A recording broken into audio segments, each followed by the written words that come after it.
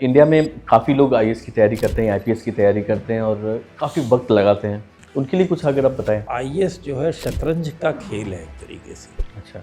IAS और किसी भी कंपटीशन को देने के लिए व्यक्ति का बहुत ज़्यादा पढ़ा लिखा होना जरूरी नहीं है। हर लोग आदमी आदमी आपसे हर कोई पूछता होगा कि वो सब्जी बेचने वाला क्या कहानी है। एक बूढ़ी सी महिला सब्जी बेच रही थी, मैंने उससे दाम पूछा और मैंने टीवी खोला तो टीवी पे ऑलमोस्ट सारे चैनलों पे मेरी गाथा गाई जा रही थी। किसी ने फेसबुक से तमाम फोटो उठा लिए थे। आम आदमी का वो रूप देख के आपको कभी लगा है कि क्या यार आदमी इंसान आप इतनी मुश्किल से हम सिविलाइजेशन की इस दौर तक पहुँचे हैं और वहाँ पे आप इन सब छोटी बातों पे लड़ते हो। पर एक डांस प्रोग्राम चल रहा था और उस डांस प्रोग्राम में बैठने को लेके दो बच्चों में लड़ाई हुई। तो एक ने गलती से गट्टा चला दिया, उसमें एक को हम सब सरकारी लोग हैं लेकिन हम सरकारी अस्पताल में नहीं जाते। पहले भीड़ तंत्र दंगा किया करती थी, अब जो है ऑर्गेनाइज दंगे होने लगे। तो कौन सी कविता पहली जो आपने लिखी और बड़ी पॉपुलर हुई थी? मैंने लिखा कि रोटी खरीद लाया है ईमान बेचकर, घर में बचा था बस यही सामान बेचकर, और गुमटी उठा के ले गई है नगर पालिका, आया था शहर गांव की दुकान बेचकर।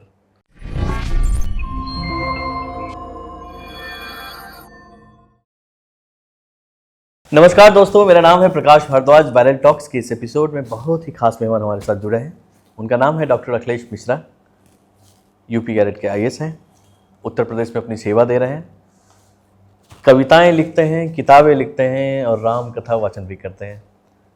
एक बहुत बड़ी कंट्रोवर्सी भी उनको लेके कुछ दिनों पहले हुई थी। तो आज हम उनसे जानकारी लेंगे, उनसे पूछेंगे कि कैसे वो अपनी सेवाएं दे रहे हैं। इन सेवा के दौरान उनके जो तजुर्बे हैं, उनका जो अनुभव है, वो सारी चीज़ें हम उनके साथ शेयर करेंगे।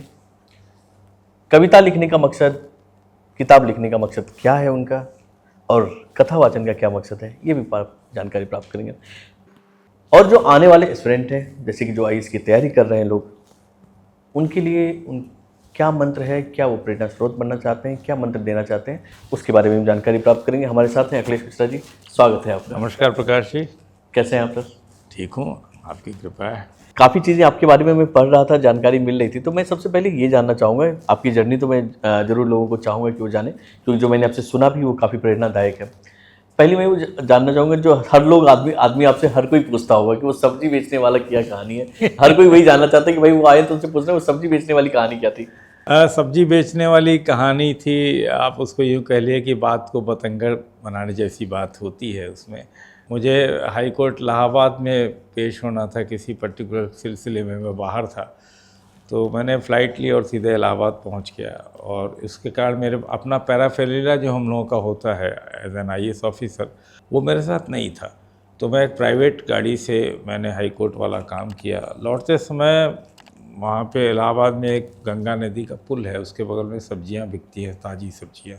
तो मुझे ऐसे ही हुआ कि चलो आज पत्नी को खुश करते हैं, लखनऊ जाते के पहले सब्ज़ी खरीद के लेके जाते हैं।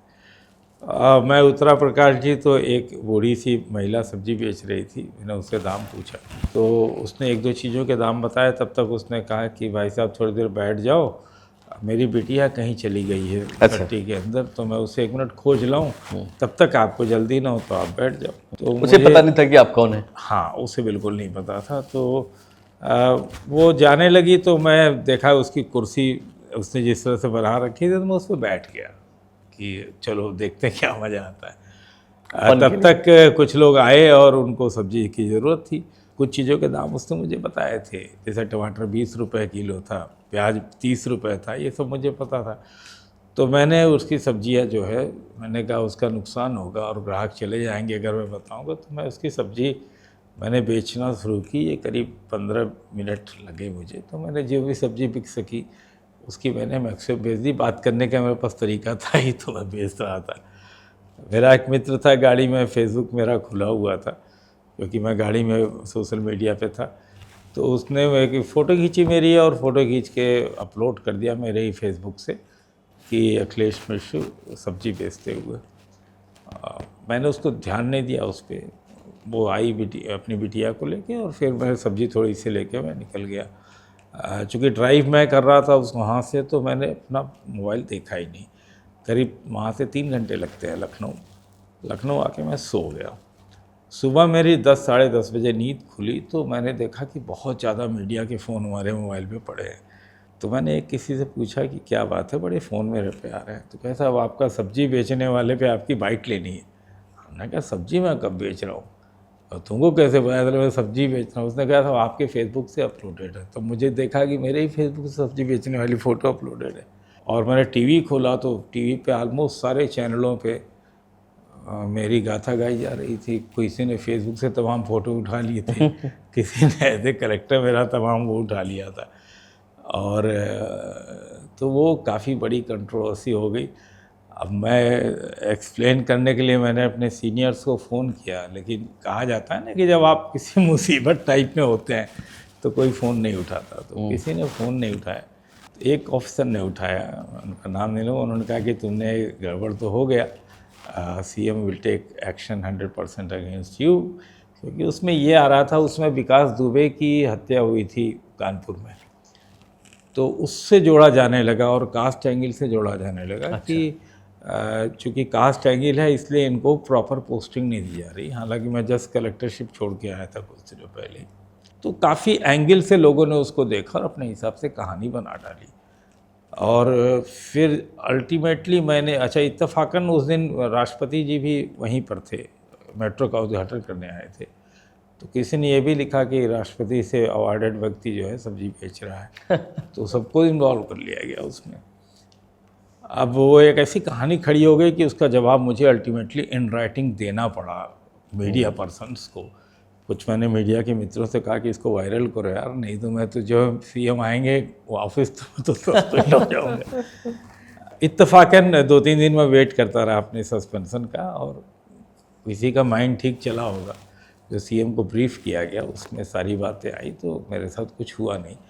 लेकिन आज भी वो एक किया हुआ कर्म जो है कभी कभी उभर के सामने आ जाता है और पूरे एक बार छा जाता है पूरे। आपके बारे में सर्च करो तो वो जरूर वीडियो आता है कि वो जरूर आ जाता है कि डीएम को सब्जी बेचने की जरूरत पड़ गई।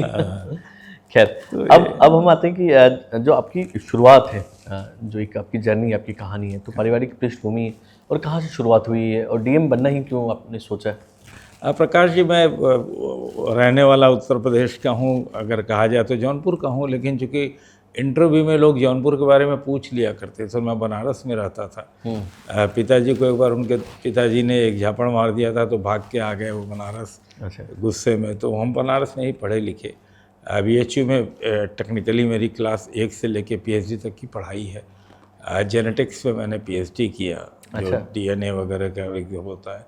और उसके बाद फिर मैं साइंटिस्ट बनना चाहता था, लेकिन तब तक कुछ घर में ऐसी छोटी सी घटना घटी कि पुलिस वाले ने मेरे फादर को किसी गलत मामले में उठा लिया किसी कहने से। तो उनको छुड़ाने में मुझे काफ़ी वक्त लगा। उसी दिन इत्तेफाक से मैं सिविल्स की परीक्षा दे के आया था। तो मुझे लगा कि यार इतना सब करने के बाद भी साइंटिस्ट बन जाओगे तो पुलिस वाले तो कितना परेशान करेंगे, आप कुछ कर ही नहीं पा रहे हो। तो मैंने छोड़ दिया सब कुछ। 7 नौकरियां मेरी एक दिन में लगी थी, सेम डे मुझे ज्वाइन करना था। अच्छा। तो मैंने यूपी की PCS की परीक्षा ज्वाइन की, क्योंकि उसमें डिप्टी कलेक्टर वर्ड यूज़ होता था और बचपन से गांव में सुना था कि डिप्टी साहब आए हैं, कलेक्टर साहब आ रहे हैं। तो दिमाग में वो था, तो मैं डिप्टी कलेक्टर बन गया। और कुछ दिनों बाद in due course of time मैं अलग अलग ज़िलों में काम करता रहा। ज़्यादा सिस्टम से मेरी पटी नहीं, क्योंकि मैं सिस्टम में ऐसे संस्कार थे कि मुझसे गलत काम बर्दाश्त नहीं होता था। तो मैं लगातार काम करता रहा, ट्रांसफ़र होता रहा, काम करता रहा, कभी घर सेट नहीं हुआ।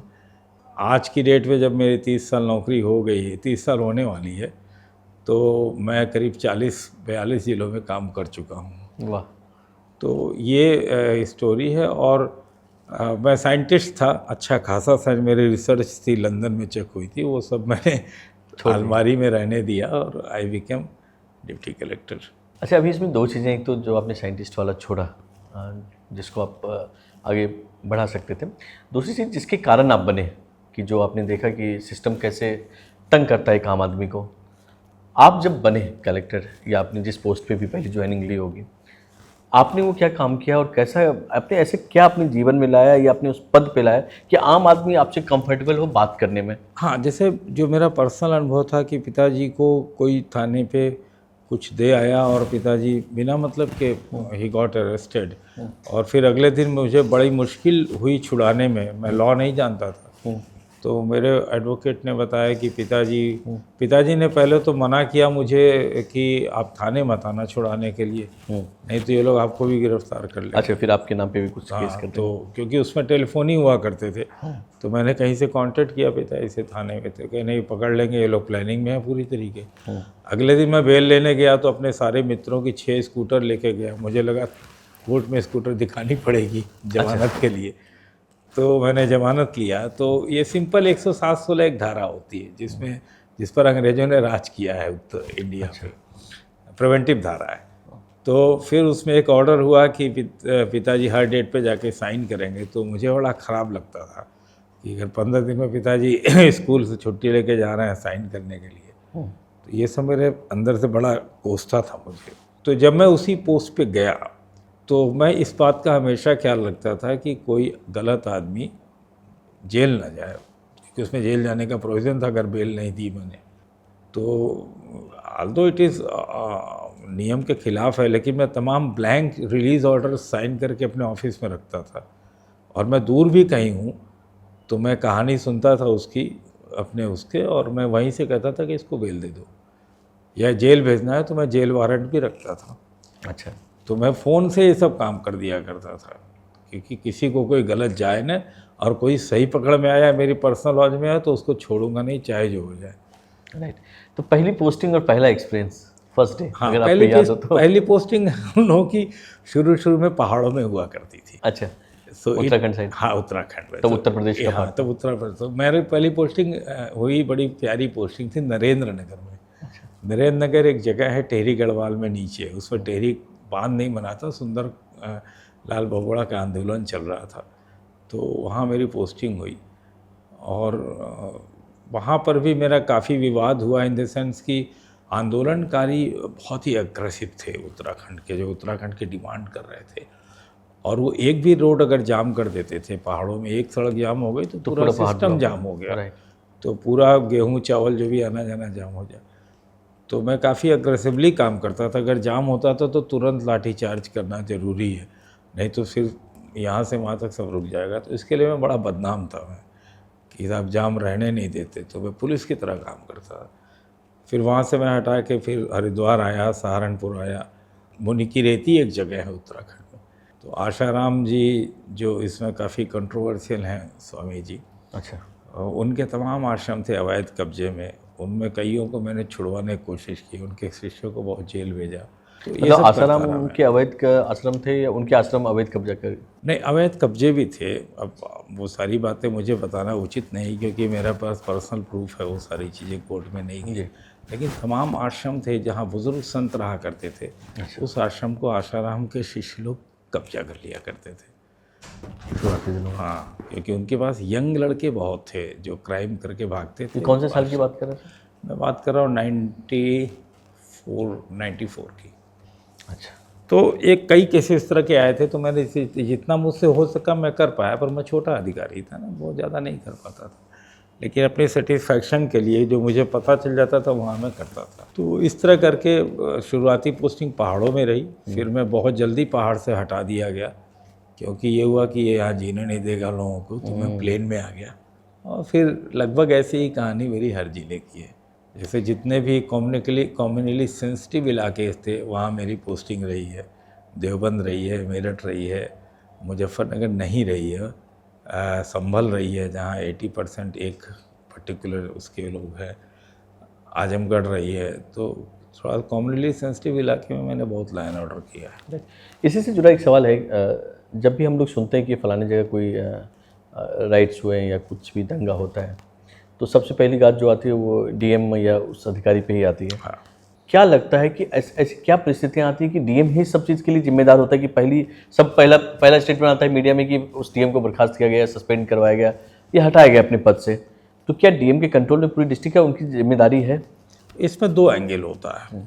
एक तो पॉलिटिकल एंगल होता है जी, या पॉलिटिशियन अपना पल्ला झाड़ते हैं वहाँ हाँ, जिस पर ज़्यादा हम चर्चा नहीं कर सकते क्योंकि मैं जॉब में हूँ। लेकिन एक पॉलिटिकल एंगल भी होता है कि चूँकि जिम्मेदारी डीएम के पहले सीएम पे आती है कि आप कुछ नहीं कर पाए, तो जनरली अब डिपेंड करता है सीएम टू सीएम, वो एक रिपोर्ट लेते हैं कि how much who are responsible for how what things, तो अकॉर्डिंगली वो एक्शन लेते हैं। अगर सीएम स्ट्रांग है तो जो गलती है जिसकी या जिसकी लापरवाही है, गलती तो होती नहीं, कोई दंगा नहीं कराना चाहता, लेकिन जिसकी रियल लापरवाही है उस पर तो एक्शन होता है, सस्पेंशन से होता है, एक्शन शुरू होता है, फिर इन्वेस्टिगेशन होता है, फिर कार्रवाई होती है। प्लस उसके अलावा जो एक्सपर्ट्स रहे हैं पहले, जिनका अनुभव रहा है दंगों के, उनको जो है कोशिश की जाती है कि उनको प्लेस किया जाए उन जगहों पे, जिससे जितना जल्दी हो सके कंट्रोल हो सके। तो ये पूरी एक टैक्टिस है, एक ड्रिल है जिस पे काम होता है। नहीं, मेरा ये जानना था, दो चीज़ें थी। एक तो नो डाउट पॉलिटिकल एक रिस्पॉन्सिबिलिटी तो है। आप आपके जैसे अधिकारी जब खासकर जब आपने जो जिस एरिया का नाम बताया कि जहाँ पे आपकी काफ़ी पोस्टिंग रही, वहाँ पे सेंसिटिव एरिया भी रहे, आपका जो अपना तजुर्बा है इतने सारे 30 सालों की सर्विस के बाद, आपको क्या लगता है एक राइट्स के पीछे कौन रिस्पॉन्सिबल होता है?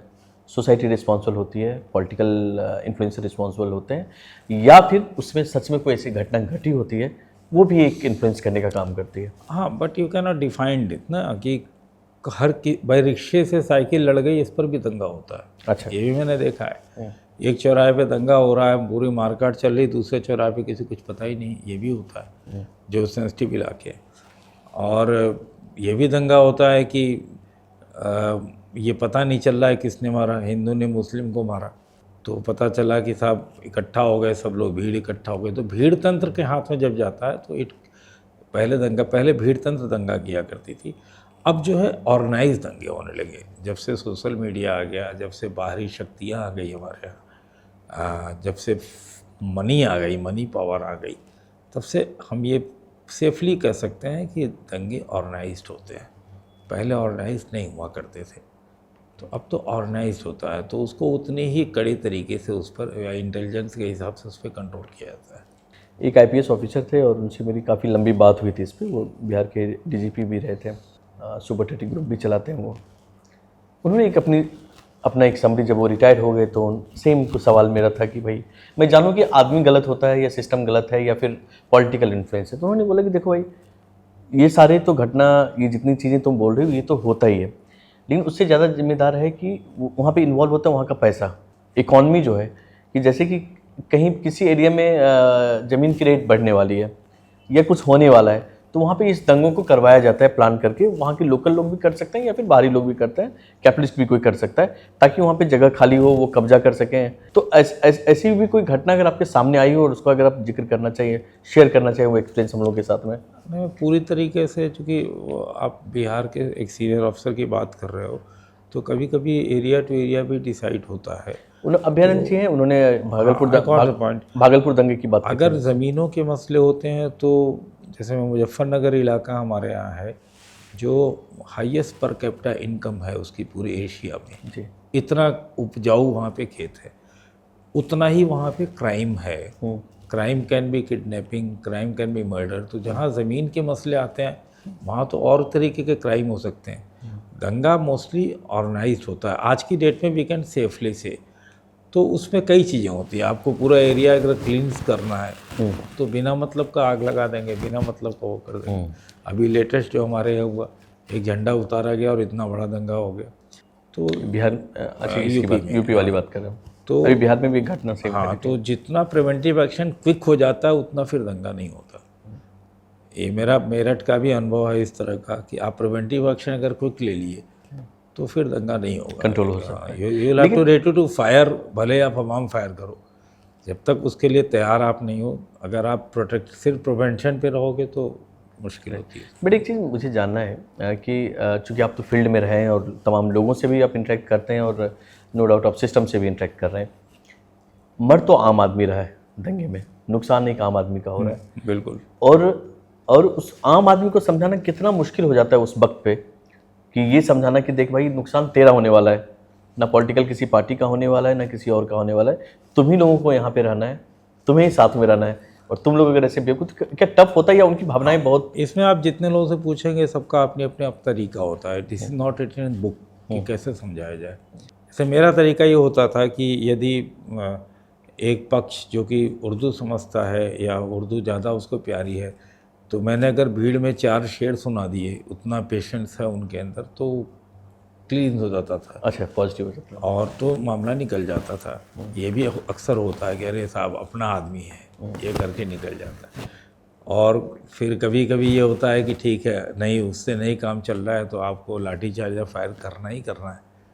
तो प्रिवेंटिव आप मिनिमम लाठीचार्ज फायर अगर नहीं अर्लीस्ट कर देंगे, अगर आपने रीड कर लिया, ये सिचुएशन रीड करने की बात है। अगर आपने अर्लीस्ट कर लिया, जैसे मेरे साथ मेरा व्यक्तिगत अनुभव ये है कि मैं सबसे हट्टे कट्टे आदमी को इशारा करता था कि इसको मारो पहले, बिना मतलब का।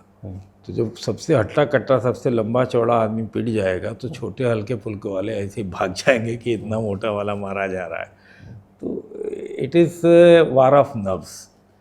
भीड़ को अदरवाइज समझाना बहुत मुश्किल काम है। अगर भीड़ टेक ओवर करती है तो आप भाग नहीं सकते वहाँ से, तो you have to go for firing. No doubt, as a human भी आप, जब मैं बोलता हूँ एक आप कलेक्टर तो हैं ही और सिस्टम की रिस्पॉन्सिबिलिटी होती है, लेकिन आप एक इंसान भी हैं और आम आदमी का वो रूप देख के आपको कभी लगा है कि क्या यार आदमी इंसान, आप इतनी मुश्किल से हम सिविलाइजेशन की इस दौर तक पहुँचे हैं और वहाँ पे आप इन सब छोटी बातों पे लड़ते हो, तो एज ए इंसान होने पे आपको एक अलग सा फील आता होगा? देखिए, किसी भी इस तरह की सिचुएशन को अगर आप एनालाइज करेंगे ना जी, कूलली, तो आपको लगेगा कि उसके बेस में कुछ नहीं था, कुछ भी नहीं था, आधारहीन है। आधारहीन है। लेकिन वो जब हाइप हो जाता है, जब चीज़ें जो है डेटोरिएट होके धर्म पे चली जाती है, जाति पे चली जाती है, उस पे चली जाती है, तो नीचे का बेस कोई सोचता ही नहीं है, उसको तो सामने दिखाई देता है। जैसे मैं आपको सरदना की एक घटना बताऊं, सिंपल एक डांस प्रोग्राम चल रहा था और उस डांस प्रोग्राम में बैठने को लेके 2 बच्चों में लड़ाई हुई। अच्छा। और सरदना और मेरठ के इलाके में तो कट्टे वगैरह ऐसे मिलते हैं, पूछिए मत। तो एक ने गलती से कट्टा चला दिया, उसमें एक को गोली लग गई, मरा भी नहीं वो, और एक ये फैल गया कि मार दिया इसको, हिंदुओं को मार दिया गया। तो उसमें होता क्या है कि ये नहीं देखा जाता कि एक पर्टिकुलर ए पर्सन ने बी पर्सन को मार दिया। जो फ्लोट होता है कि हिंदू ने मुस्लिम को मार दिया या जाटों ने जाटुओं को मार दिया, ये थियरी फ्लोट होती है। Now no one goes inside की साहब एक्चुअल वास्तव में घटना क्या थी।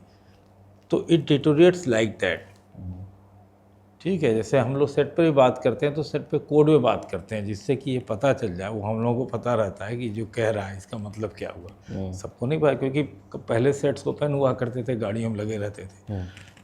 तो लेकिन जो फ्लोट होकर घटना जाती है उसमें कि राम ने रहीम को मार दिया, ये नहीं जाती है, या राम ने रमेश को मार दिया, ये नहीं जाती है, कास्ट बेसिस पे या क्लैन बेसिस पे जाती है। तो that डिटोरिएट्स into a different angle. अब वो वहाँ पे मरा भी नहीं वो, और जो है 2 दिन तक बवाल चलता रहा। 2 दिन बाद वो मर गया। मरने के बाद फिर सारी फोर्सेस लगाई गई, सारे अफसर हटाए गए, मैं वहाँ पोस्ट हुआ, सारी फोर्स लगाई गई और डेड बॉडी को ले गया दफनाने के लिए, जलाने के लिए। जलाने के बाद हम लोगों को लगा कि चलो कूल हो गया, मामला शांत हो गया। लौटते समय जब वो लौट रहे थे तो एक गली से भीड़ आई, उसने एक all the forces were standing, उसके सामने एक आदमी का गला काट दिया। अच्छा। एक विद इन सेकेंड कितना टाइम लगता है। उसको लेके जब दंगा शुरू हुआ, बवाल शुरू हुआ, तो ये मैसेज गया कि साहब एसएसपी के वो डिप्टी एसपी के सामने ही गला काट कर, डिप्टी एसपी कुछ नहीं किया, बूढ़ा डिप्टी एसपी था। तो वो एक डिफरेंट रंग चला गया उसमें। और फिर करीब 26-27 गाँव में, मतलब कुछ नहीं तो 15 दिन तक तोड़ फोड़ आगजनी कत्ल होता रहा।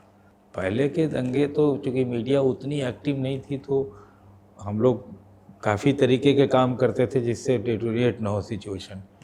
अब तो पहले से ही सब हर चीज़ हर जगह सीसीटीवी लगाए, चाहे वो लगाए, हर घटना पता चलती है, तो आप छुपा नहीं सकते हो, तो उतना डिटोरिएशन होता है। एक चीज़ जो आपने बताई कि भाई जब हम लोग एक पर्टिकुलर भीड़ है जिसके सामने आपने शायरी बोल दी और एक पर्टिकुलर भीड़ है जिसके सामने आपने कुछ और बोल दिया, तो लगता है वहीं से ये जन्म हुआ आपकी शायरी और रामकथा दोनों का। हाँ, आप कह सकते हो।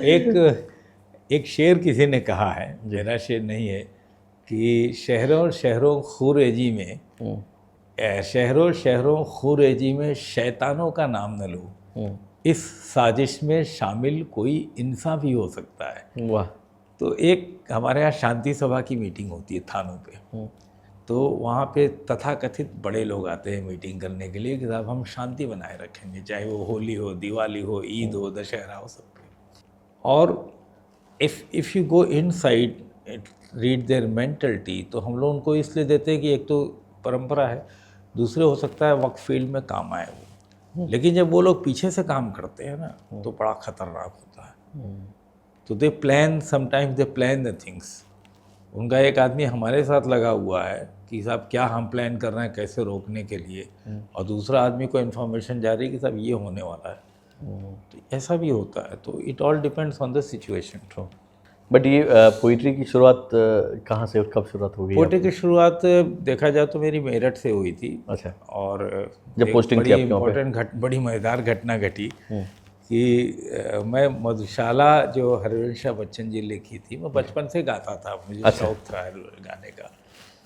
तो मेरठ में पोस्टेड था, मेरे तमाम यंग लड़के मेरे मित्र थे, मेरे साथ क्रिकेट वगैरह खेला करते थे।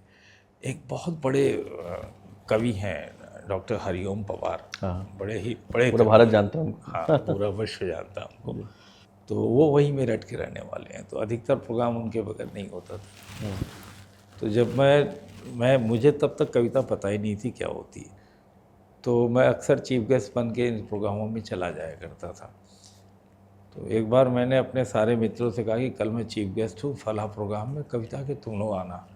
तो करीब 30-40 हमारे लड़के फ्रेंड जो है पहुँच गए वहाँ, और वो सब जानते थे कि मैं माशाल्लाह अच्छी गाता हूँ। तो उन्होंने वहीं से शुरू किया कि साहब मिश्रा जी को खड़ा कीजिए, उनको हम लोग सुनेंगे। मुझे परंपराएं नहीं पता थी, तो मैं खड़ा हुआ, मैंने माशाल्लाह सुनाई। तो प्रोग्राम के नियम नहीं है कि आप दूसरे की कविता सुनाएं। कौन से साल की बात है ये? बात है 2000 की बात है। अच्छा, तब आप 2004 की बात है। आप पोस्टेड थे कहीं पे? मैं पोस्टेड मेरठ में। अच्छा, मेरठ में थे। हाँ, ये दंगे होंगे उसी समय की बात है।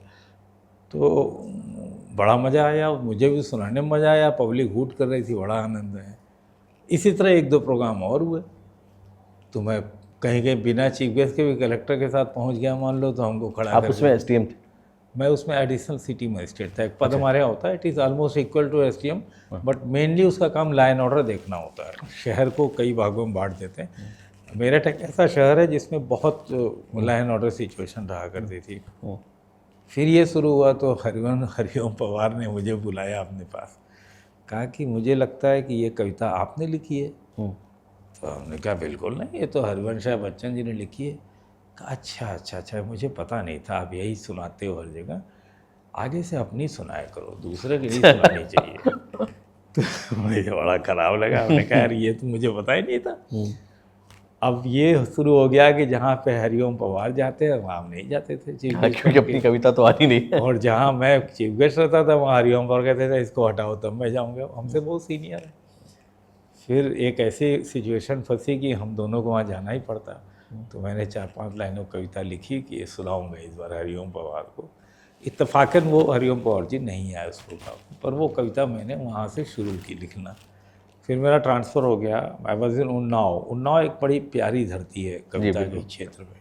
तो उन्नाव में मैं कविता, फिर मैंने 2-2, 4-4 लाइनें, 8-8, 10-10 लाइनें शुरू की, और वहाँ पे गोष्ठियाँ जो होती हैं, नशिश जिसको कहते हैं, बहुत होती थी, तो मैं अक्सर चला जाया करता था। तो वहाँ मैंने 1-2 प्रोग्राम जब किए मंच से, तो कुछ कवियों को मेरी कविता काफ़ी पसंद आई, तो उसकी काफ़ी तारीफ़ जब होने लगी, तो मुझे दुबई से कॉल आई कि साहब यहाँ पे आप शायरी करो। अच्छा, दुबई मुशायरे से? दुबई में। तो दुबई मुशायरा में अपने कविता जीवन के करीब 8 महीने में ही चला गया था दुबई। मैं दुबई गया उसके पहले मैं हवाई जहाज़ देखा ही नहीं था, बैठने की बात हुई छोटी। अच्छा, बाहर जाने का कभी नहीं गया, जरूरत ही नहीं थी। तो once I went to Dubai, तो then there was a change. तो मैं फ्रीली लिखने लगा, भाई अब आप दुबई रिटर्न हो गए तो आप बड़े शायर हो। राइट। तो धीरे धीरे लिखने लगा, फिर वो पैशन बन गया, तो अब लिख लेता हूँ, कोई दिक्कत नहीं। और लिखना क्या है, जो हम रोज़ जीते हैं वही लिख देते हैं, खत्म हुई बात। और चूँकि अधिकारी हूँ इसलिए लोगों को सुनना पड़ता है। नहीं लेकिन यही लाइन में बोलने वाला था कि जब आपने बोला कि पोइट्री की मुझे वो कायदे कानून नहीं मालूम था, लेकिन कौन बताता कायदा कानून, आप तो खुद कायदे कानून वाले थे, आपको कौन रोक ले वहाँ पे? नहीं, कोई मित्र टाइप का होता है तो बताता है, बताता लेकिन भी, मैं बाकी फिर भी मानता नहीं हूँ। हाँ, क्योंकि मेरा अपना ये मानना है कि कविता परफेक्ट हो ही नहीं सकती या गज़ल परफेक्ट हो ही नहीं सकती। इम्परफेक्शन उसकी खूबसूरती है। तो कौन सी कविता पहली जो आपने लिखी और बड़ी पॉपुलर हुई थी? पहली कविता तो मैंने उसकी 2 लाइन खाली सुनाता हूँ, जो मैंने हरिओम पवार को लिखी थी। हरिओम पवार को सुराने के लिखी थी। प्रेशर में लिखी थी। हाँ, मैं बिना ऐसे बिना गायक सुनाता हूँ कि उसके आने का इंतज़ार करो, तुम भी अश्कों का कारोबार करो, वाह, तुम भी अश्कों का कारोबार करो, और हाथ में मेहंदी लगा लो फिर से, सुर्ख हाथों से मुझे प्यार करो। और लाइनें छोड़ दिए तो उसमें एक लाइन ये थी कि खुदकशी करने की कोशिश तो करो। आदमी बहुत परेशान है कि यार जीने में कुछ नहीं रखा है। उन्होंने कहा खुदकशी करने की कोशिश तो करो, मौत पे कुछ तो एतबार करो। वाह, कि कम से कम कि वो तो दगा नहीं देगा। इस तरह करके फिर जब हम लोग लाइफ में आए तो फिर मैंने एक कविता लिखी। एक बार मैं काफ़ी बड़ा एनक्रोचमेंट हटा के आया।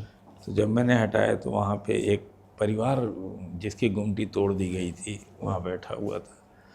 तो मैं शाम को रात में निकला अपना साम्राज्य देखने के लिए। तो मैंने उस परिवार से पूछा कि तुम यहाँ क्या कर रहे हो ठंडक में? कैसा मेरी गुमटी उठा के ले गए, और वही एक थी, उसी के नीचे हम रहते थे और ऊपर सामान बेचा करते थे। तो मुझे उस व्यक्ति को, उस महिला को देख के बड़ा कष्ट हुआ कि यार इसका सारी रोजी तो उठा ले गए। और चूँकि ठंड थी और मेरे ऑर्डर के बगैर वो गुमटी देने हिम्मत नहीं थी वहाँ के नगर निगम को कोई गुमटी दे दे। तो मैंने कविता लिखी कि रोटी ख़रीद लाया है ईमान बेचकर। आदमी गलत काम क्यों करता है? हमारे बच्चे तो कॉन्वेंट में पढ़ेंगे, हमारा जो पेशकार और चपरासी है उसके बच्चे सरकारी स्कूल में क्यों पढ़ेंगे? बड़ी विचित्र बात है ना। देखिए, हम सब सरकारी लोग हैं, लेकिन हम सरकारी अस्पताल में नहीं जाते, सरकारी स्कूल में नहीं जाते, हैं सरकारी भाई। मैंने लिखा कि रोटी खरीद लाया है ईमान बेचकर, घर में बचा था बस यही सामान बेचकर, और गुमटी उठा के ले गई है नगर पालिका, आया था शहर गांव की दुकान बेचकर। क्या बात, आया था शहर गांव की दुकान बेचकर, और छोटू की पढ़ाई को जब यहाँ बम्बई के बार सब बंद कर दिए गए, लड़कियाँ कहाँ गई सारी की सारी, वो जो डांसर्स थी। तो ठाकुर साहब लोगों के यहाँ डांस करने लगी वो उनकी शादियों में। तो मैंने एक से पूछा था ऐसे ही कि तुम लोग कहाँ से आई हो? तो उसने बताया बॉम्बे से आए। तो मैंने उस पर लिखा कि छोटू की पढ़ाई को, अम्मा की दवाई को, नाचे है तवायफ कई अरमान बेचकर, नाचे है तवायफ कई अरमान बेचकर। और ये शेर है कि अब्दुल्ला बुखारी हों ठाकरे हों तो गढ़िया, अब्दुल्ला बुखारी हों ठाकरे हों तो गढ़िया, करते हो सियासत खुदा भगवान बेचकर, करते हो सियासत खुदा भगवान बेचकर, और अखबार खरीदो सभी रद्दी में बिकेगा। आजकल टाइम्स ऑफ इंडिया मोटा देखिए 2.5 किलो का आता है संडे का। अखबार खरीदो सभी रद्दी में बिकेगा, धंधे में उतरे लोग कलमदान बेचकर, धंधे में उतरे लोग कलमदान बेचकर, मुंशी वकील अहलमद ये हाकिम और पेशकार, ये सारे जीव जो है कोर्ट्स में पाए जाते हैं, जो गांव की कोर्ट्स होती है जहाँ मुकदमे चलते हैं, कि मुंशी वकील अहलमद हाकिम और पेशकार, फरमान आता है ऑर्डर पाइज जो कहता है कोर्ट जो आदेश देती है, मुंशी वकील अहलमद हाकिम और पेशकार, हिस्सा बटेगा सब में फरमान बेचकर, हिस्सा बटेगा सब में। क्या बात। और एक शेर बड़ा प्यारा उसमें आया था कि चिट्ठी तो लिख दिया है, पता क्या लिखे बिटिया, चिट्ठी तो लिख दिया है, पता क्या लिखे बिटिया, बाबुल ने शादी कर दिया मकान बेचकर, बाबुल ने शादी कर दिया मकान बेचकर, घर में बचा था बस यही सामान बेचकर, रोटी खरीद लाया है ईमान बेचकर। तो जितनी तथाकथित गलत काम हमारे नियम के अनुसार होते हैं उनमें कहीं ना कहीं मजबूरियां भी होती हैं। बिल्कुल। और अदम गोल्डी जी इसी टाइप की आपकी जिसमें लाती है। बहुत बड़े शायर रहे हैं। उनकी उनकी पोइट्री में भी समाजवाद पूरा झलकता है, हाँ। सोसाइटी को। बहुत ही बढ़िया। और कुछ सुने, मुझे तो और सुनने का मन हो गया। आपने एक सुनाया तो। और सुनाता हूँ एक दो। कौन सा वायरल हुआ था जो आपने दुबई गए वहाँ पे बड़ा पॉपुलर हुआ, लोगों को पसंद आया? हाँ, दुबई में कई वायरल हुए हैं, तो मैं कई बार जा चुका हूँ, 5-6, लेकिन मैं आपको एक सुनाता हूँ। हमारे देश में कानून बनाया गया, कानून में लिखा गया कि मर्डर की सज़ा फांसी है, यही तो सब हर आदमी जानता है। बिल्कुल। लेकिन अगर मैंने फांसी पे रिसर्च किया एक बार, तो पिछले 15-20 साल में, या आपकी नॉलेज में जितना होगा, आप कितने लोगों को फांसी हुई है?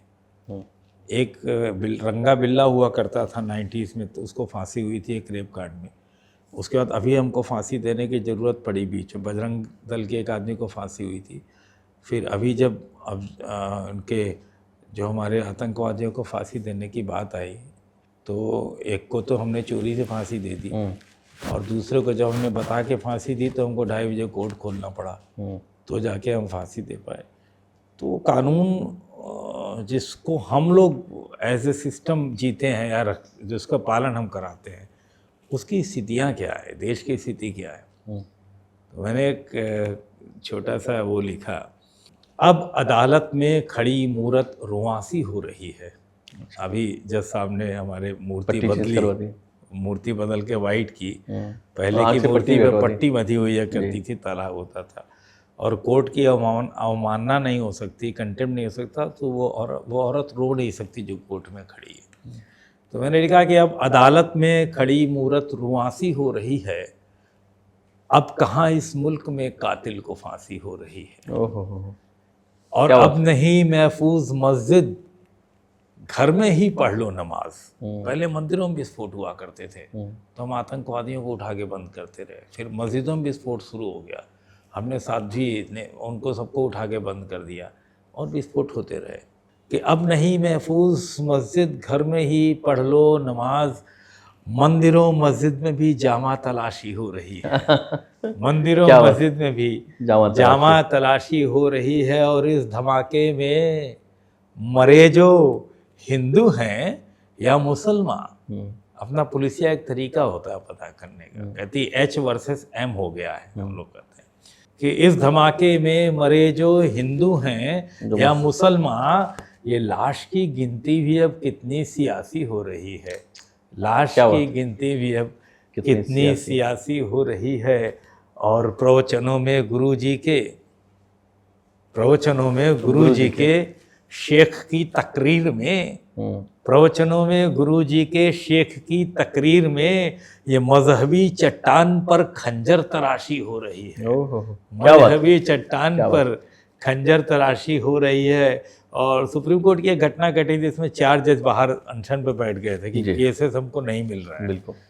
और उसमें मैंने एनालिसिस किया था कि तो वो फांसी वाली फाइल अफजल गुरु की 26 उसके नीचे थी, 26वीं 27वीं फाइल थी राष्ट्रपति के पास। तो मैंने एक शेर लिखा कि कौन हाकिम तय करेगा कौन है कातिल यहाँ, कौन हाकिम तय करेगा कौन है कातिल यहाँ, फैसले में बस यही मुश्किल जरासी हो रही है। फैसले में बस यही मुश्किल जरासी हो रही है। फैसले में बस यही मुश्किल जरासी हो रही है। और यूं तो शामिल हम सभी हैं, पर कसर इतनी सी है, हम सभी इस पूरे सिस्टम में शामिल हैं। ऐसा नहीं कि पाकिस्तान, मीडिया, आर्मी यही दोषी हैं, सब लोग। हम सब जब आपके ताज पे कांड हुआ तो आप ध्यान दोगे, उसमें जो जेबों से आइडेंटिटी कार्ड्स निकले थे वो यूनिवर्सिटी के आइडेंटिटी कार्ड थे। तो जब आप इस तरह के छोटे मोटे काम करते हो तो आप भी उसमें शामिल हो। यूं तो शामिल हम सभी हैं, पर कसर इतनी सी है, आईने को देखने में कुछ हयासी हो रही है। क्या बात। आईने को देखने में कुछ हयासी हो रही है। और बाकी शेर छोड़ देता हूँ, एक सुनाता हूँ कि बच गए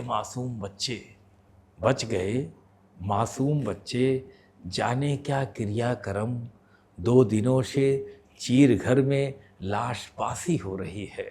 2 दिनों से चीर घर में लाश बासी हो रही है, अब कहाँ इस मुल्क में कातिल को फांसी हो रही है, क्या बात है। अब अदालत में खड़ी मूरत रुआसी हो रही है। बहुत ये बढ़िया, हम लोग जो बहुत जीते हैं उम्दा। वही लिख पाते हैं। तो एक तरफ एक आपके अंदर एक सिस्टम को लेके, सिस्टम का जो आपने देखा उसका एक पेन है, दर्द है, जो इक्वलिटी नहीं है सिस्टम में, या फिर जजमेंट सही नहीं हो रहे हैं, जैसे भी आपकी पेन, एक आम आदमी का जो दर्द आता है, और दूसरी तरफ आप उसी सिस्टम के पार्ट हैं। कैसे बैलेंस करते हैं दोनों के बीच में आप?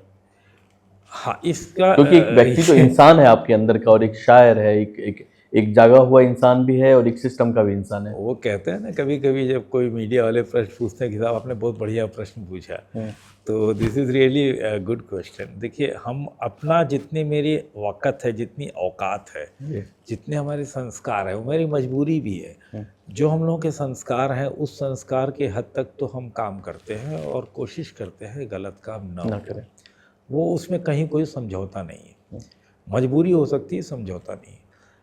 और उसको कैसे आप कहिए कि रात में नींद आती है, तो उसके पीछे ये शायरी है। जो बात आप नहीं कह सकते हो, हमारे सिस्टम में हम लोगों का एक प्रोटोकॉल होता है कि यू कैन नॉट से सर्टेन नंबर ऑफ थिंग्स। तो आप क्या महसूस करते हो सब कुछ कह नहीं सकते, राइट। तो आप उसको अगर शेरों में और कविताओं में कह देंगे तो लिटरेचर के लिए आसान हो माफ जाएगी है वो, और उसमें आपकी बात भी रखी जाएगी, कही जा सकती है। तो कोई लाइन है इसके लिए? ये सब लाइनें वही हैं, अगर मैं इसको लिख दूं ऐसे तो पता नहीं क्या होगा। बिल्कुल बिल्कुल। अच्छा, अब एक और चीज़ पे आते हैं कि अभी इंडिया में काफ़ी लोग आईएएस की तैयारी करते हैं, आईपीएस की तैयारी करते हैं, और काफ़ी वक्त लगाते हैं। टीवीएफ की एक सीरीज़ भी आई थी एस्पिरेंट, जिसमें कि काफ़ी उनके हालात को दिखाया गया कि किस हालात में वो रहते हैं। दिल्ली का मुखर्जी नगर एरिया हो, या लखनऊ का एरिया हो, इलाहाबाद हो, वहाँ पे काफ़ी बच्चे तैयारी करते हैं, काफ़ी वक्त उनका जाता है, एक उम्र गुजर जाती है उसमें। आप उनके लिए कोई मूल मंत्र देना चाहें, ऐसी चीज़ें बताना चाहें उनके लिए कि भाई ज़रूरी नहीं है कि आपको आईएएस बनना ही है या आईपीएस बनना है ही है, अगर ना भी हो तो इतना डिप्रेस होने की ज़रूरत नहीं है, उनके लिए कुछ अगर आप बताएं। देखिए, 2 चीज़ें हैं। एक तो जो कोचिंग और मुखर्जी नगर आज की उसकी आप बात कर रहे हो, तो वो तो उसमें एक बहुत बड़ा पोर्शन बिजनेस का पोर्शन है। सो जो कोचिंग देते हैं दे ऑल आर बिजनेसमैन। जैसे मैंने कोचिंग नहीं ली थी, लेकिन जब मेरा सिलेक्शन नहीं हुआ 2 बार 3 बार में, तो मैंने इंटरव्यू की कोचिंग ली। रिटर्न होता था, इंटरव्यू नहीं होता था, तो मैंने उसकी कोचिंग ली। तो that is good, that was good. हालांकि मुझे अल्टीमेटली स्टेट सर्विसेज के थ्रू आना पड़ा, but most of the cases में यदि आप कभी एनालाइज करें कि कितने परसेंट लोग सेलेक्ट होते हैं, तो 0.001% भी नहीं होंगे। आप कोटा में कितने लड़के आईटी होकर जाते, बहुत कम है। तो कुछ तो जिनके पास बहुत पैसा है इधर उधर का, उन्होंने ये सिस्टम जिंदा रख रखा है, और कुछ ऐसे हैं कि उनको लगता है कि हम उसमें हम पूर्वी क्षेत्रों की बात कर सकते हैं कि उनके पास इसके अलावा कोई साधन नहीं, करना ही करना है उनको। तो they are very deliberate, so thereby they go for this coachings. चलिए, सिलेक्शन नहीं भी होता है तो कोचिंग एक आदमी को एक अच्छा इंसान या एक पढ़ा लिखा इंसान बना देता है। मेरी थियरी ये है उसमें, ये मेरी व्यक्तिगत सोच है कि अगर आप अखबार के हर पन्ने में आपको इंटरेस्ट आने लगा, जैसे आप टाइम्स ऑफ इंडिया खोलिए, तो आप ज़रूरी नहीं कि आप पहले इकोनॉमी ही पढ़ेंगे, ज़रूरी नहीं आप खेल पढ़ेंगे, आप हो सकता है पहले पॉलिटिक्स पढ़ते हो, फिर वो पढ़ते हो। हर व्यक्ति पढ़ता है, बहुत पन्ने नहीं पढ़ता है, लेकिन नॉलेज वाला वही व्यक्ति है जिसको हर पढ़ने में उतना इंटरेस्ट आए, तो उसकी नॉलेज है, इसका मतलब। That is my personal point of view. जिस दिन आपको उतनी नॉलेज आएगी तो आपकी कोचिंग या आपकी पढ़ाई सक्सेसफुल है। सेकंड थिंग इज़ कि जब आप ये एनालिसिस करने लग जाएं कि कल के अखबार की न्यूज़ क्या होगी, आप पहले ही बता सकें रात में कि कल ये छपना चाहिए, नॉट एज ए इंसिडेंट। भाई रात में कोई एयरक्राफ्ट गिर गया तो उसकी बात हम नहीं कर रहे हैं, लेकिन जो घटनाएं घट रही सामाजिक हैं घटनाएं, उसमें कल क्या होगा या कल क्या होना चाहिए, इतनी आपकी समझ हो जाए तो then you are perfect. IAS और किसी भी कंपटीशन को देने के लिए व्यक्ति का बहुत ज़्यादा पढ़ा लिखा होना ज़रूरी नहीं है। अगर आप देखेंगे एवरेज आईएएस ऑफिसर को या आईपीएस में किसी को देखिए, तो 50% 60% नंबर पाए हुए बच्चे भी IAS क्रैक करते हैं। क्रैक करते हैं। तो एक तो आपकी वास्ट नॉलेज होनी चाहिए, आपको हर चीज़ आपके दिमाग में कहीं ना कहीं होना चाहिए जो कि टाइम से निकल आए जब आप एक क्वेश्चन अटेम्प्ट, क्योंकि क्वेश्चन डायरेक्ट नहीं होता कभी भी। आपसे नहीं पूछेंगे कि सूरज पूरब में उगता है कि पश्चिम में उगता है, वो ऐसा घुमा के पूछेंगे कि आपको ये पता होना चाहिए कि सूरज पूरब में उगता है, तभी आप उसका जवाब दे पाओगे। दूसरी चीज़ ये है कि IAS जो है शतरंज का खेल है एक तरीके से। अच्छा। कौन सी चाल कब चलनी है, कौन सी गड़बड़ हो गई उसको कैसे ठीक करनी है। तो अगर आपको शतरंजी बिसात आती है, शतरंज के चार कौन सा क्वेश्चन अटेम्प्ट करना है, कौन सा छोड़ना है, क्योंकि मान ली 5 नंबर का क्वेश्चन आपको बहुत आता है, आप उसमें टाइमिंग आपको देना चाहिए था 4 मिनट, आपने उसमें 10 मिनट लिख दिया तो आपका 6 मिनट आपका नुकसान करेगा वो। तो ये शतरंज का खेल है, प्रैक्टिस है थोड़ी सी, बाकी लक तो हर आदमी कहता है। बट मेरा व्यक्तिगत मानना है, मैंने सारे रिटर्न कंप्लीट किए हैं, तो ये शतरंजी चाल होती है कि आपको कब कितना समय किस प्रश्न पे देना है। आपको ये देखना है कि जब आप लिख रहे हो तो जो व्यक्ति आपकी कॉपी चेक करेगा वो किस मेंटलिटी में बैठ के चेक कर रहा होगा, तो उसको बात डिलीवर हो जानी है, कीवर्ड्स उसको डिलीवर हो जाने चाहिए। बस पूरी का कहानी कोई पेपर चेक करने वाला नहीं पड़ता है। अगर उसके आँख में कीवर्ड्स दिख गए तो he will give you the marks. तो एक शतरंज की चाल है और सबकी अपनी अपनी नज़रिया होता है उसे खेलने का। तो बेसिक थिंग इसी, बहुत मेहनत और बहुत उससे कोई IAS आप कर लो, कोई ये ऐसा होता नहीं है। और ना भी क्रैक हो तो ऐसा नहीं है कि क्रैक हो तो you are very good human being ना। आपको सारी आंखें खुल जाती हैं, आपके चक्षु खुल जाते हैं। अगर मुझे ये नहीं पता है कि लाइट्स यहाँ कितनी चाहिए, कौन सा कैमरा लगता है, कौन सा वो, तो I am not a open person. बिल्कुल सही। आपको आपको हर चीज़ पता होना चाहिए। मुझे याद है मेरे IAS के एक पेपर क्वेश्चन आया था कि सूअर एक बार में कितने बच्चे दे सकती है। तो अब इसका तो कोई गणित आप पढ़ के जाओगे नहीं, बिल्कुल नहीं, लेकिन आपने अंदाज लगाई कि उसके अगर 6 थन हैं तो 6 तो मिनिमम दे ही सकती है, 12 तक दे सकती है, इतने बच्चे पी सकते हैं एक बार। तो एक क्वेश्चन था जो कि लगभग उतना ही था, उसी के बराबर था, and that was the right question. So you will have to analyse the things, you will have to use the brain there. और नहीं होने पे बिल्कुल वो बात नहीं, सबका होता ही नहीं। हाँ, सिलेक्टेड सीट है, हो ही नहीं सकता, लिमिटेड सीट है कहाँ। तो आप ये एनालाइज कीजिए कि आप कितना डेवलप कर गए, आपका दिमाग कितना डेवलप कर गया, आपकी सोचने का तरीका कितना डेवलप कर गया। एक चीज़ सर, चूँकि आप ऐसे एरिया में ज़्यादातर पोस्टेड रहे हैं जहाँ पे सेंसिटिव एरिया रहा है, जहाँ पे कुछ न कुछ राइट्स हुए हैं, आप एक आम आदमी को जब ऐसी कोई घटना घट जाए तो आप क्या बताना चाहेंगे कि अपने विवेक का कैसे इस्तेमाल करें और कैसे उसको हैंडल करें जब आपके एरिया में अगर कोई घटना घट रही हो और आम आदमी जो कि फंस गया, जिसका कोई लेना देना नहीं उस घटना से या उस दंगे से, उस राइट से, तो वो कैसे बचे और कैसे सबको कम्युनिटी मिलके इसको बचाए, पूरी सोसाइटी को। कूल रहना सबसे बड़ी बात है। कितनी भी बड़ी घटना सामने हो रही है, you will have to, any person हो, आम आदमी जिसे आप कह रहे हो, अगर वो कूल है तो वो ठीक से घटना को देख सकता है। जो कोई जो दिखाई देता है वो सही नहीं होता है, जो सुनाई देता है वो सही नहीं होता, और अक्सर ये होता है कि जो आपको सुनाई दे रहा है, जो बताया जा रहा है वो सही नहीं है। अच्छा, ये अक्सर होता है। तो एक भाई हर जगह तो ये होती नहीं है, जहाँ पे सिचुएशन होते हैं वहाँ पे लोगों को हम लोग कूल उस टाइम में समझाते हैं कि keep your cool, try to get away from there, या कहीं आप अगर जा सकते हो, छुप सकते हो, आपका कोई मित्र है उसके पास जाओ। तो काम और कूल ही रहना है उसका एकमात्र तरीका है। और फोर्स की बात अगर अवेलेबल है आपके पास, आप वहाँ तक पहुँचे तो उसकी बात सुनिए, वो गलत नहीं करती है। अच्छा, कोई भी अफसर, कोई भी पुलिस अफसर, कोई वो ये नहीं चाहेगा कि उसके इलाके में डिस्टर्बेंस हो, चाहे जो हो जाए। तो कूल रखना, हालांकि आपका प्रश्न इतना ये कठिन है कि उस टाइम में कूल रखना बहुत मुश्किल काम है। हम लोग कूल रख ले अपना, यही बहुत बड़ी बात है। ट्रू।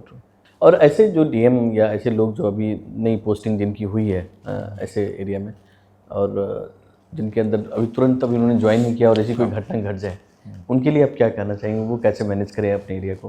क्योंकि आपका तजुर्बा काफ़ी रहा है। एक कहावत है, नथिंग सक्सीड्स लाइक सक्सेस। तो पर्टिकुलर सिचुएशन में जो आप जिस पे आपको रिजल्ट मिल जाए पॉजिटिव, वही तरीका है। यंग होने पे बट नेचुरल आपको गुस्सा आएगी, बट नेचुरल है आप सब कुछ उखाड़ के फेंक देना चाहोगे। तो it is in fact A part of training.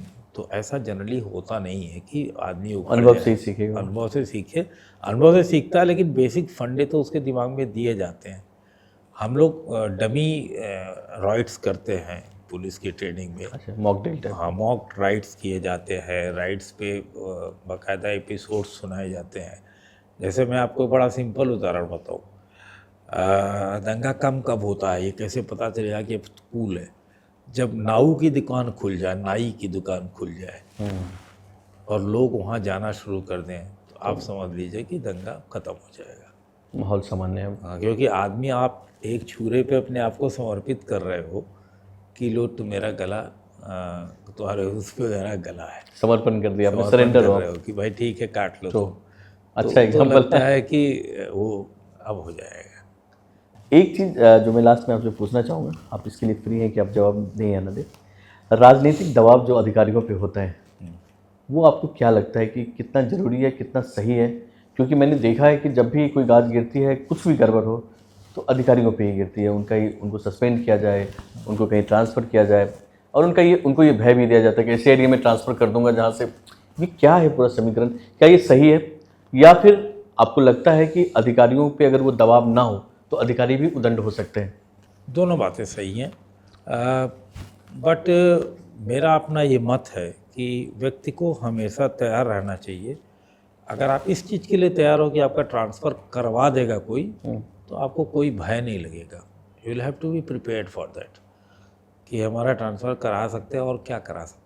But transfer का भय क्यों होता है? अगर ट्रांसफ़र हो गया तो किसी और एरिया में, इससे क्या भय? भय इसलिए होता है कि आपकी पारिवारिक रिस्पॉन्सिबिलिटी है। अच्छा, आपने बच्चे का क्लास 2 में एडमिशन कराया है अच्छा, अभी, अच्छा। और तीसरे दिन आप ट्रांसफ़र हो जा मूव रहे करना हो। मुश्किल होता है। फिर आप किसी, मान लीजिए हमेशा झंझावातों में रहते हो, कोई आपका दुश्मन ही है, तो ये सब तमाम चीज़ें और होती ऐसा तो नहीं कि ये एरिया कमाई वाला है, और वो ऐसा भी मैंने सुना है ये कि भी बहुत सारी होता है। चीज़ें बोली जाती हैं। ये भी होता है। तो ये तो वो धमकी होती है कि तुमको हटा देंगे तो तुम वहीं चले जाओगे, तो ये भी होता है। ऐसा होता है। What I mean to say, the only thing is कि if you are ready for the transfer फिर आपको कोई कुछ नहीं कर सकता। मेंटली एंड फिजिकली, तो कुछ नहीं होता।